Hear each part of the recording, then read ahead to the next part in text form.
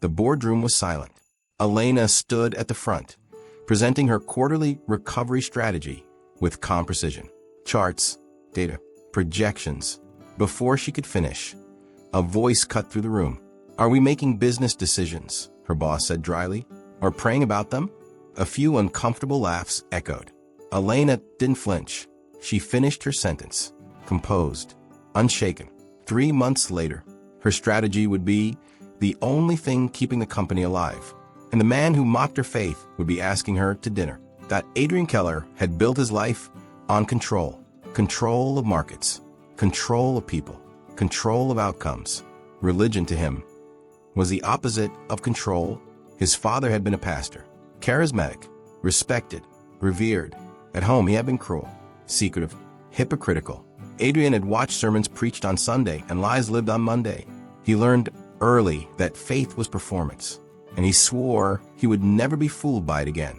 So when Elena Rivera carried quiet conviction into boardrooms, when she declined gossip, when she refused to manipulate numbers to impress investors, when she bowed her head silently before eating lunch, it irritated him, not because she was incompetent, but because she was consistent, and consistency challenged his narrowity.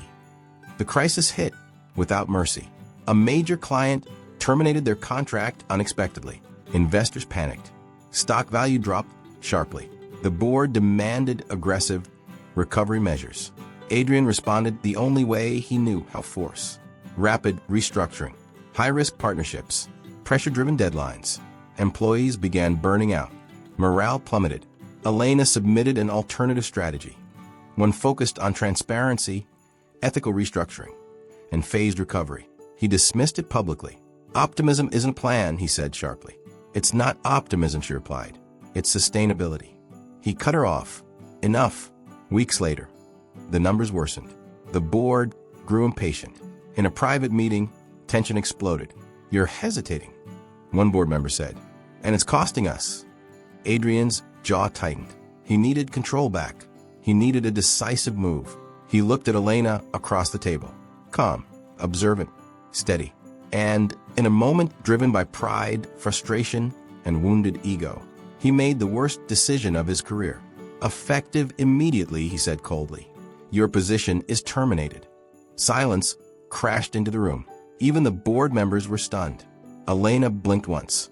No tears. No scene. "Understood," she said quietly. She gathered her folder, walked out with dignity, and the door closed behind her. Adrian felt victorious for exactly 3 seconds. Then the room felt empty. Without Elena's stabilizing influence, chaos accelerated.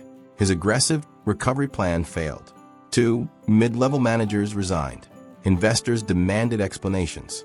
The board called an emergency meeting without him. For the first time in his career, Adrian felt something unfamiliar: fear. He stayed late one night, staring at financial projections that refused to cooperate. Her strategy file was still on his desktop. He opened it. Read it fully this time. Every detail, every contingency plan, every measured risk. It wasn't emotional. It was brilliant. He had fired the one person thinking clearly because she reminded him of something he hated, or thought he hated. He leaned back in his chair, pressing his fingers against his eyes.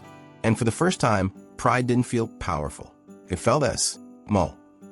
The board called him in the next morning. "You let personal bias influence executive decisions," one member said bluntly. "You dismissed our strongest strategist." Adrian didn't argue. He couldn't. "We want her back," another said.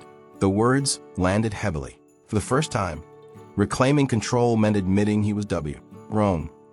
Elena had already begun interviewing elsewhere when he showed up at her apartment building. He had never felt this uncertain walking into a negotiation. She opened the door, surprised, composed. "May I come in?" he asked. She hesitated only a moment before stepping aside. "I made a mistake," he said plainly. "Yes," she replied. No hostility, just truth. "I fired you because you challenged me." She waited. "I need you back." "Do you?" she asked softly. "Or does the board?" Kit, he swallowed. "I do." Silence stretched between them. "I won't return to a hostile environment," she said. "You won't have one." "You humiliated me publicly. I know. And he exhaled, and I was wrong. The words were unfamiliar on his tongue, but honest. You built this company's recovery plan, he continued, and I let my past distort my judgment. Her eyes softened slightly. Your past? He hesitated. My father preached integrity and lived none. I see religion and I see weakness. She stepped closer. Then you don't hate faith, she said gently. You hate hypocrisy. The simplicity of it disarmed him. He had built years of anger around something so precise. I don't expect forgiveness, he said, but I'm asking for another chance. She studied him carefully. You're not asking as my boss. No, as a leader who failed. Yes. After a long pause, she nodded. I'll return. But this time, respect isn't optional. It won't be. Her plan was implemented immediately. Transparency restored investor confidence. Strategic restructuring stabilized departments without mass layoffs. Within 2 months, the company showed measurable recovery. Employees trusted leadership again, and Adrian watched her differently, not as opposition, not as irritation, but as strength. One evening, long after most had left, he found her reviewing quarterly forecasts. You stayed, he said quietly. So did you, she replied.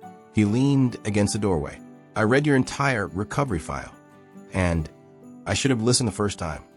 A faint smile touched her lips. Yes. He almost laughed. She wasn't afraid of him anymore. Maybe she never had been. I owe you more than a professional apology, he said. She looked up. I attacked something you value because I couldn't separate it from my past. She closed her laptop slowly. That's not my burden to carry. I know. Silence lingered. I don't hate God, he admitted quietly. I hate what was done in his name. She walked closer. That's different. He studied her face. Steady, warm, unguarded. Would you have dinner with me, he asked. She raised an eyebrow slightly. As Mycio? As a man who misjudged you. She searched his eyes. You're not asking because I saved the company. I'm asking because you never compromised who you are. After a moment, she nodded. All right. The restaurant was quiet. Warm light. No boardroom. No titles. Just two people. I owe you more than professional respect, Adrian said. She waited. I attacked your faith because I associated it with weakness. And now I see it requires strength. He leaned forward slightly. You stayed kind when I gave you reasons not to. Her heart shifted. I don't want to rush this, he continued. I want to earn your trust. I don't date casually, she replied. Neither do I.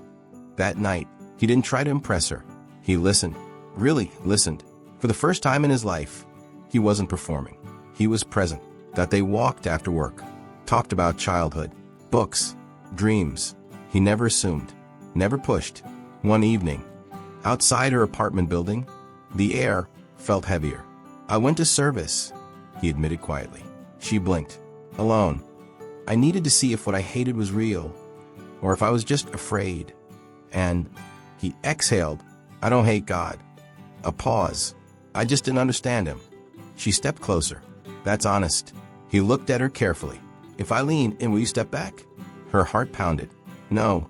His hand brushed her cheek gently, slowly, giving her time, space, choice. She didn't move away. Their foreheads touched first, breaths mingling. And when he kissed her, it wasn't impulsive. It was certain, slow, earned, and full of everything they had fought through to reach that moment.